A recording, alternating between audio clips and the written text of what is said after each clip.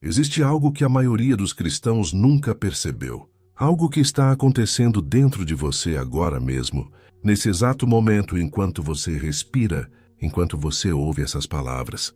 Existe uma presença que habita em você desde o dia em que você entregou a sua vida a Cristo. Uma presença que não é força impessoal, não é energia cósmica, não é sentimento religioso. É uma pessoa com emoções reais, com sensibilidades reais, com a capacidade de ser alegrado e com a capacidade de ser entristecido. O apóstolo Paulo escreveu para a igreja de Éfeso uma frase que deveria parar tudo. E não entristeçais o Espírito Santo de Deus, pelo qual fostes selados para o dia da redenção. Repara na palavra. Não é não limite o Espírito, não é não ignore o Espírito, é não entristeçais. O Espírito Santo pode ser entristecido. Ele sente, ele percebe, ele responde ao que acontece dentro de você, nas suas escolhas, nas suas palavras, nos seus pensamentos, na maneira como você trata o seu espaço dentro da sua vida. E aqui está a realidade que precisa ser dita com honestidade total. Muitos cristãos vivem anos, décadas inteiras, com o Espírito Santo entristecido dentro deles, sem perceber. Eles oram, mas é uma oração mecânica, sem intimidade real. Eles leem a Bíblia, mas é uma leitura sem comunhão, sem escuta, sem conversa. Eles vão à igreja, cantam, aplaudem, levantam as mãos e voltam para casa exatamente iguais, porque a presença que estava no culto ficou do lado de fora da porta da sua vida real, da sua vida segunda a sexta, da vida que acontece quando ninguém está olhando. E o resultado disso não é neutro. O resultado é aquela secura espiritual que você talvez esteja sentindo agora mesmo. Aquela sensação de que Deus parece longe. Aquela oração que parece não sair do teto. Aquela Bíblia que abre, mas não fala mais. Aquele louvor que entra pelos ouvidos, mas não toca mais o coração. Você não perdeu a salvação, mas perdeu algo que vale mais do que qualquer experiência religiosa. Perdeu a intimidade com o Espírito Santo. Isaías ouviu de Deus uma das frases mais reveladoras de toda a Escritura. Este povo se aproxima de mim com a boca e me honra com os lábios, mas o seu coração está longe de mim, próximo na forma, distante no coração.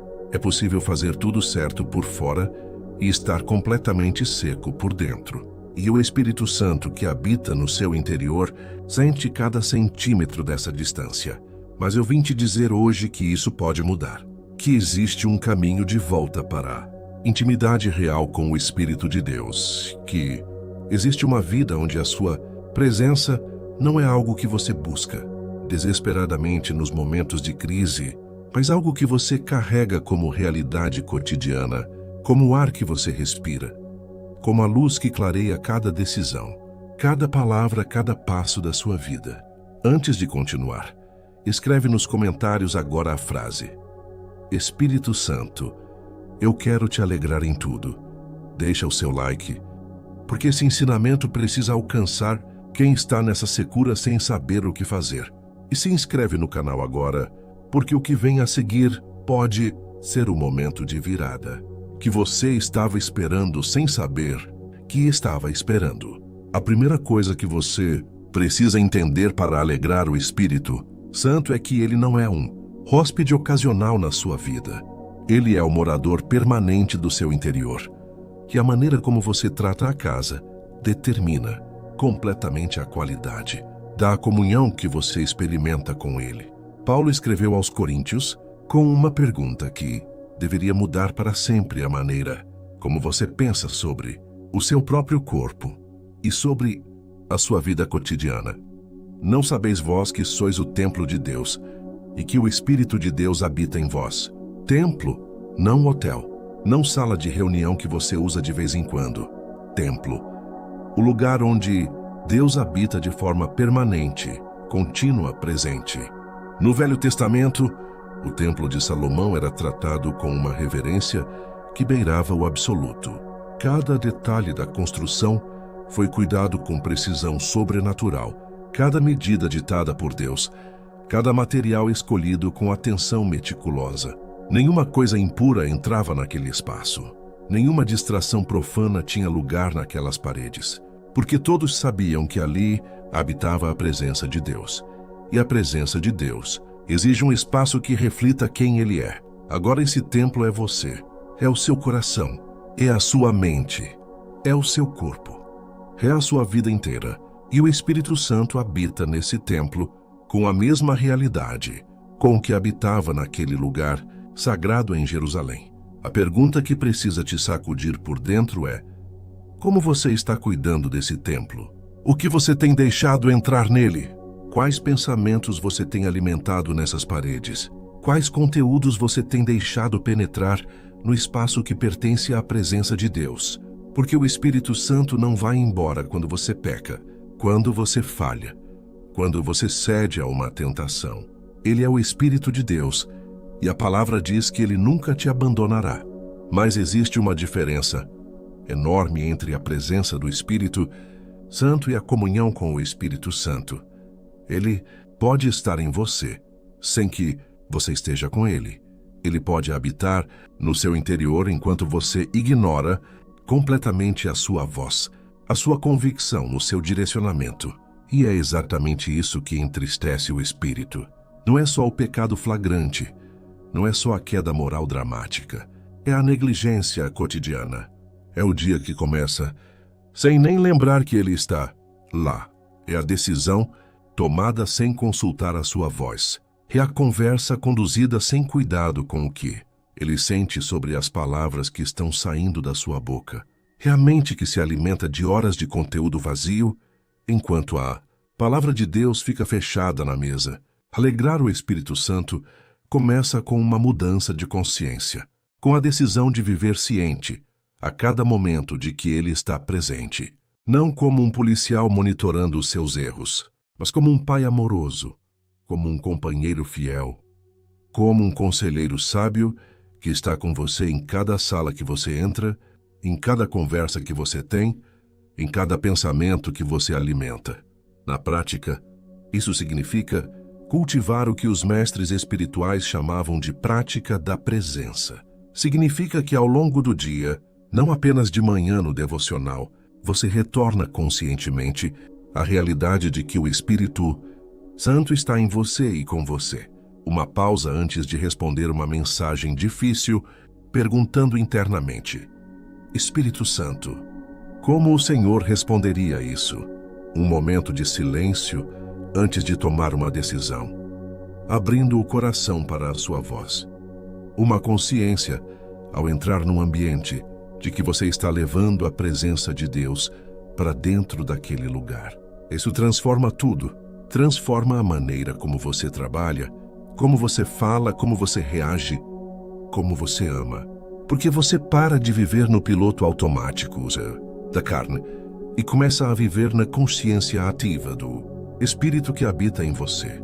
A segunda coisa que alegra profundamente o Espírito Santo é a obediência imediata à sua voz, mesmo quando ela contraria tudo que a sua lógica humana está dizendo.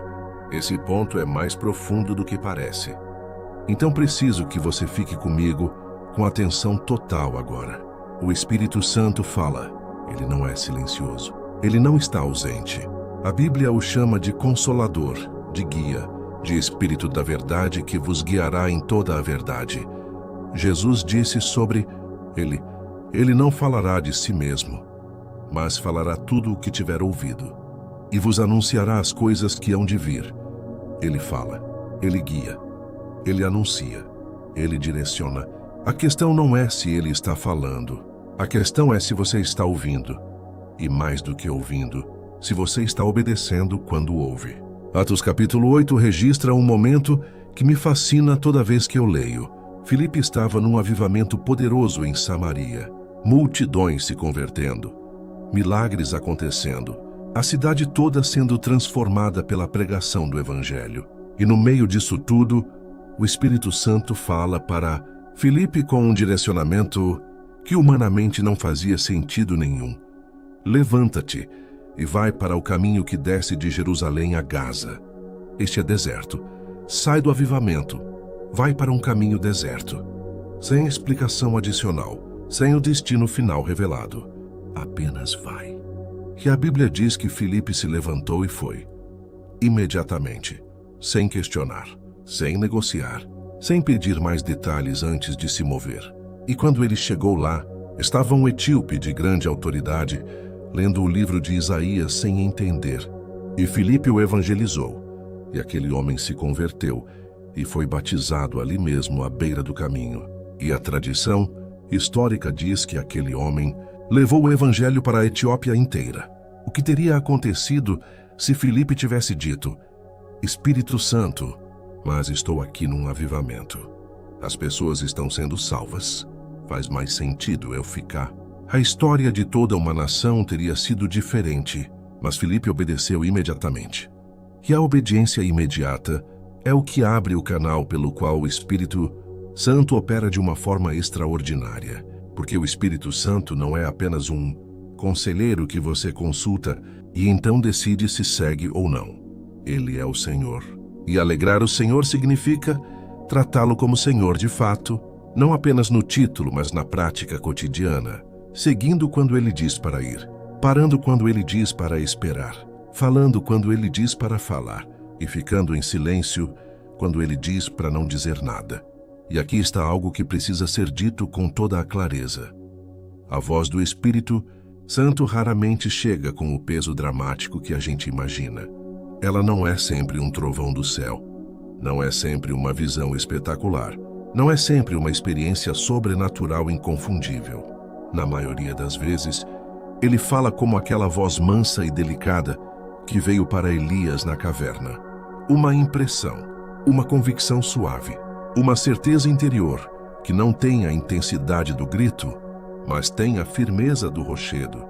E é exatamente aí que a maioria das pessoas falha, porque quando a voz é suave, a carne fala mais alto. A razão humana atropela. O medo do que os outros vão pensar silencia. E a voz do Espírito gentil e não forçada é ignorada. E quando isso acontece repetidamente, a sensibilidade espiritual vai embotando.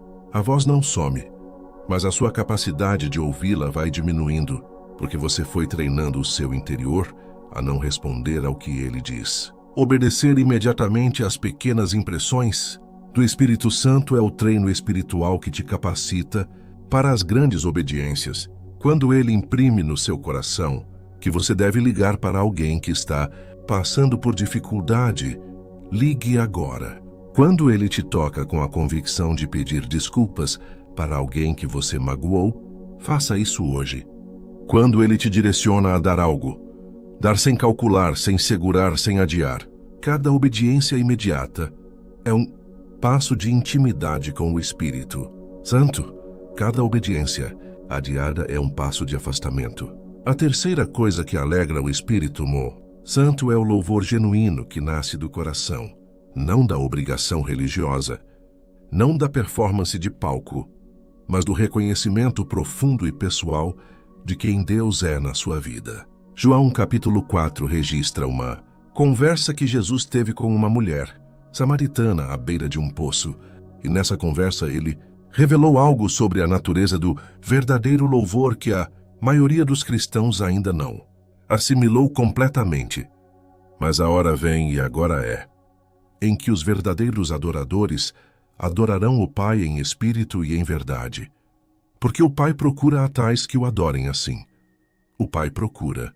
Deus está ativamente procurando adoradores genuínos, não cantores talentosos, não performances impecáveis, adoradores, pessoas cujo louvor nasce de um lugar real, profundo, verdadeiro no interior. E a expressão em espírito e em verdade carrega as duas dimensões que precisam estar presentes para que o louvor seja genuíno e alegre o coração do Espírito Santo.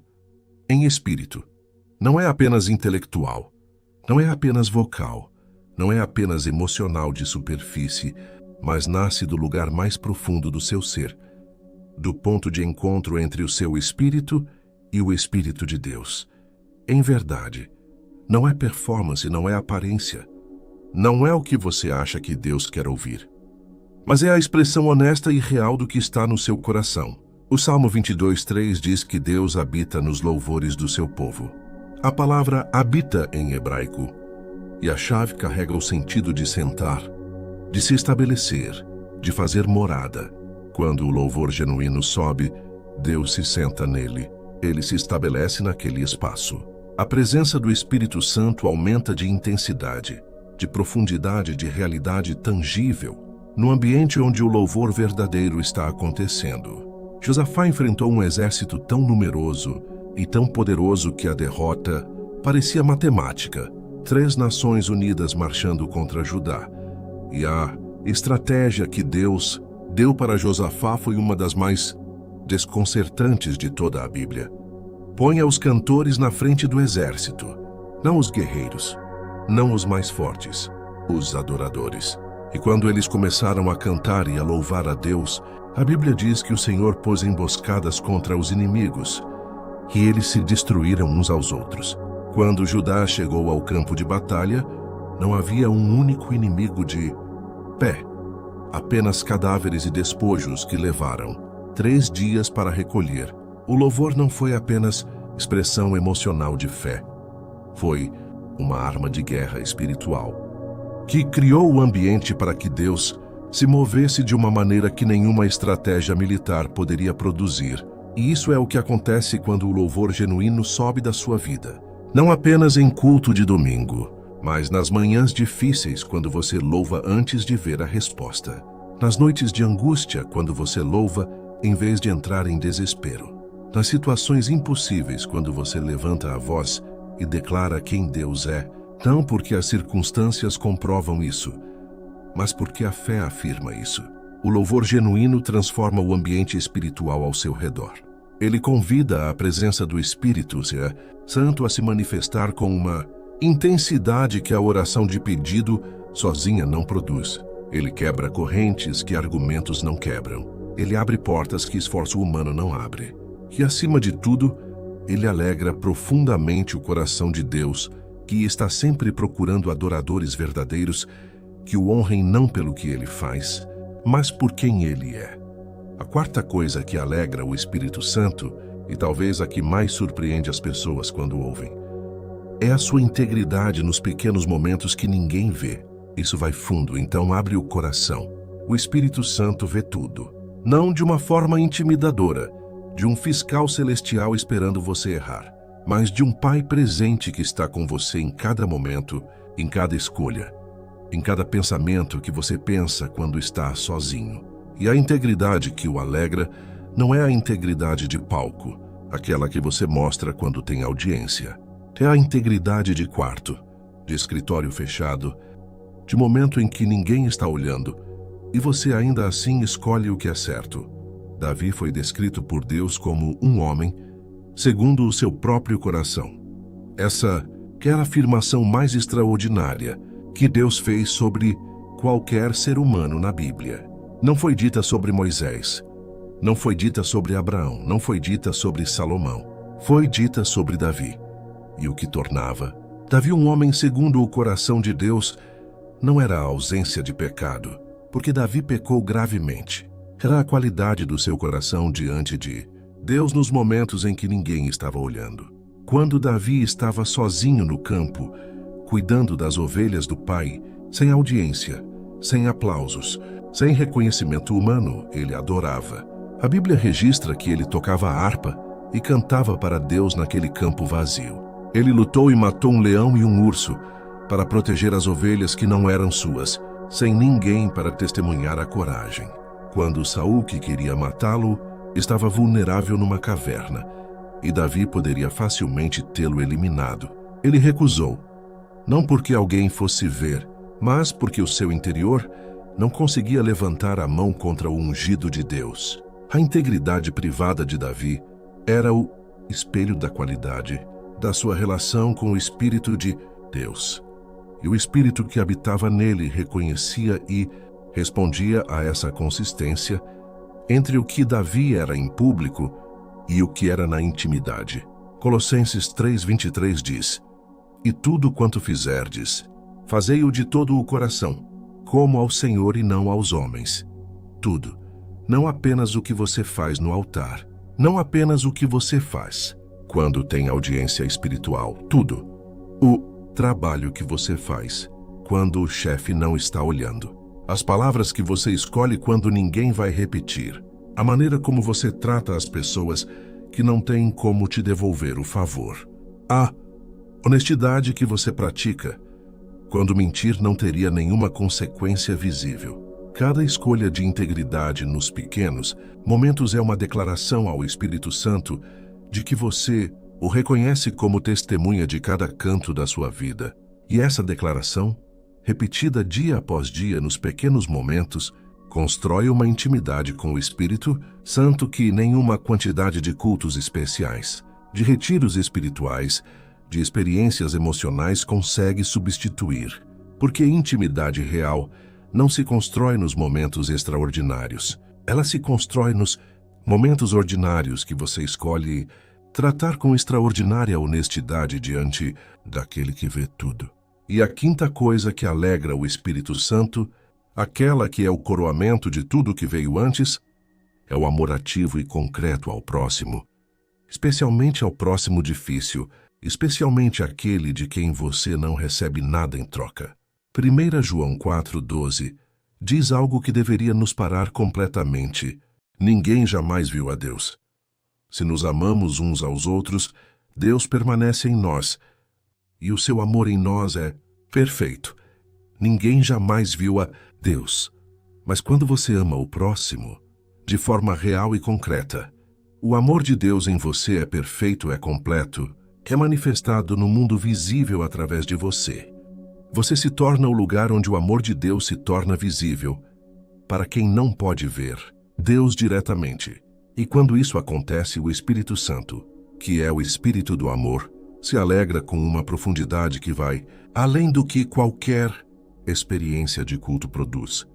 Porque amor ao próximo não é apenas fruto do Espírito. É o ambiente onde o Espírito se manifesta com mais plenitude e mais alegria. Jesus deixou isso absolutissimamente claro. Em Mateus 25 ele descreveu o julgamento final. E o critério que ele usou não foi quantas vezes as pessoas foram à igreja, não foi quantos milagres testemunharam, não foi quantas experiências espirituais tiveram. Foi: tive fome e destes-me de comer. Tive sede e destes-me de beber. Era estrangeiro e hospedastes-me. Estava nu e cobristes-me. Adoeci e visitastes-me. Estava na prisão e viestes a mim. E quando os justos perguntaram quando haviam feito essas coisas, ele respondeu com a frase mais poderosa de todo o capítulo: em verdade vos digo que quando o fizestes a um destes meus irmãos, os mais pequeninos a mim o fizestes. Quando você serve ao menor, ao mais vulnerável, ao mais invisível, você está servindo ao próprio Jesus. E o Espírito Santo que habita em você reconhece isso com uma alegria que se manifesta como presença aumentada, como comunhão aprofundada, como intimidade que cresce naturalmente, como fruto de um coração que aprendeu a amar como Deus ama. Isso é prático, é concreto. É o vizinho que está sozinho e que você poderia visitar. É o colega de trabalho que está passando por dificuldade e que você poderia ajudar de uma maneira específica. É a pessoa na fila que está com pressa e a quem você poderia ceder o lugar com um sorriso genuíno. É o familiar difícil, aquele que testa toda a sua paciência, para quem você poderia escolher uma palavra de graça em vez de uma de reação. Cada ato de amor concreto, dado sem expectativa de retorno, dado especialmente quando custa algo, é um momento em que o Espírito Santo dentro de você se alegra. É um momento em que o amor de Deus se torna visível no mundo através da sua vida. E é um momento que aprofunda a intimidade entre você e o Espírito que habita em você, porque você está vivendo de dentro para fora aquilo que ele veio produzir em você.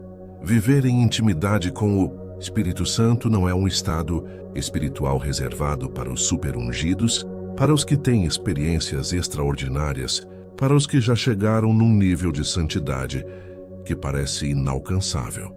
É o destino normal de todo filho de Deus que decide dia após dia, em cada escolha pequena e grande, alegrar a presença que habita nele. É uma vida construída num conjunto de decisões cotidianas, de consciência constante da sua presença, de obediência imediata à sua voz, de louvor genuíno que nasce do coração, de integridade nos momentos que ninguém vê e de amor concreto dado ao próximo, como expressão visível de um amor invisível que vive em você. E quando você vive assim, a secura vai embora. O silêncio vai embora. A sensação de que Deus está longe vai embora. Não porque as circunstâncias mudaram, mas porque você mudou. Porque o Espírito que habita em você encontrou um coração que decidiu ser sua morada com alegria, não apenas com obrigação, não apenas com forma, mas com a realidade profunda de quem entendeu que a maior riqueza que existe nesta terra é viver em comunhão com o Deus que escolheu habitar em você. Espírito Santo, eu oro agora por essa pessoa que chegou até aqui. Que tu sejas reconhecido por ela em cada momento do dia. Que a tua voz seja ouvida e obedecida.